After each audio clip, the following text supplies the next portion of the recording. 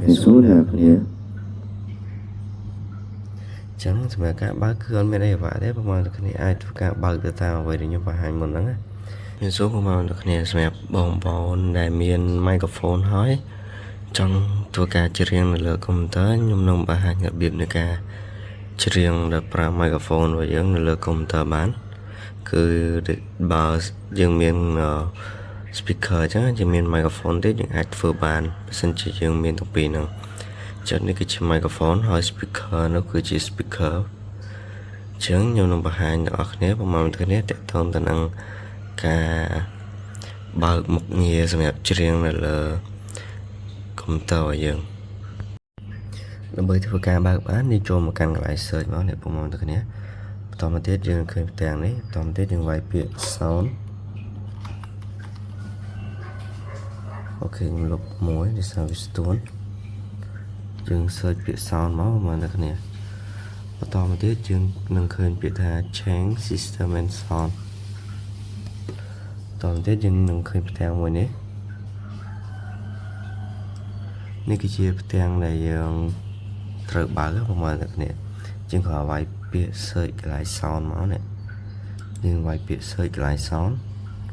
តទៅទៀតយើងធ្វើទៅតាមអ្វីដែលខ្ញុំប្រាប់មុនហ្នឹងមកតទៅទៀតយើងឃើញពាក្យនៅនេះមានពាក្យជាច្រើនដូចជា playback record sound and communicate ជាងយើងចុចពាក្យ record មកតទៅទៀតវានឹង load microphone មិនសិនជាយើងមាននេះវានឹង load គ្រីបែបនេះឧទាហរណ៍ខ្ញុំនិយាយប្រហែលឡឃើញសលេងឡើងហើយអញ្ចឹងនេះចុចលើហ្នឹងមក double click លើហ្នឹងមកតទៅទៀតវានឹងចេញផ្ទាំងមួយទៀតផ្ទាំងមួយនេះមានន័យថា microphone property កន្លែងនេះយើងយកពាក្យ listen មកតទៅទៀតយើងចុចពាក្យ listen to this device ន័យថាយើងបើកនៅលើ device របស់យើងនៅលើ computer របស់យើងអញ្ចឹងតទៅទៀតយើងចុចពាក្យ OKចឹងយើងធ្វើការសាកមកឥឡូវយើងធ្វើការបើកសលេងហើយខ្ញុំធ្វើការយក microphone មកនេះគឺ microphone ខ្ញុំធ្វើការនិយាយអឡពុកមិនតែគ្នាឃើញនេះសលេងដែលខ្ញុំនិយាយ cái số nào kia ចឹងសម្រាប់ការបើកគឺអត់មានអីអាវ៉ាទេប្រហែលតែគ្នាអាចធ្វើការបើកទៅតាមអ្វីដែលខ្ញុំបង្ហាញមុនហ្នឹងចឹងខ្ញុំសាកម្ដងទៀតនេះប្រហែលតែគ្នាជំរឿសលេងនេះអឡជំរាបសួរអ្នកគ្នាជួបគ្នាខ្ញុំនៅវីដេអូថ្មី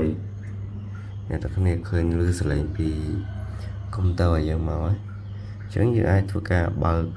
បទចម្រៀងនៅក្នុង YouTube យូរអីជាមួយជាងបានអញ្ចឹងខ្ញុំអត់ហ៊ានបើកទេដោយសារខ្លាចជាប់ copyright អញ្ចឹងប្រហែលតែគ្នាអាចធ្វើការសាកបើកតាមនឹងបាននឹងហើយសម្រាប់ការបង្ហាញអំពីរបៀបនៃការច្រៀងលើកុំព្យូទ័រឲ្យយើងគឺមានតែប៉ុណ្្នឹងទេបើសិនជាមានចន្លោះខ្វះខាតសូមតាកាន់តែវីដេអូផងណាជួបគ្នាខ្ញុំនៅវីដេអូក្រោយហើយខ្ញុំសូមបង្ហាញពីរបៀបបិទយើងចូលមកកាន់កន្លែងmicrophone មកនេះចុចលើ click លើហ្នឹងមកតទៅទៀតយើងចុចពាក្យ listen យើងដកគ្រីវិញមកទៅទៀតយើងចុច OK អញ្ចឹងយើងឡើងលឺហើយប្រហែលតែគ្នាអញ្ចឹងខ្ញុំធ្វើការនិយាយអឡឃើញ microphone របស់យើងspeaker របស់យើងឡើងលឺប្រហែលតែគ្នាអញ្ចឹងយើងអាចធ្វើការបិទបើកទៅតាមអ្វីដែលខ្ញុំបង្ហាញនឹងបានប្រហែលតែគ្នាអញ្ចឹងជួបគ្នាវិញខ្ញុំនៅវីដេអូក្រោយបន្តទៀត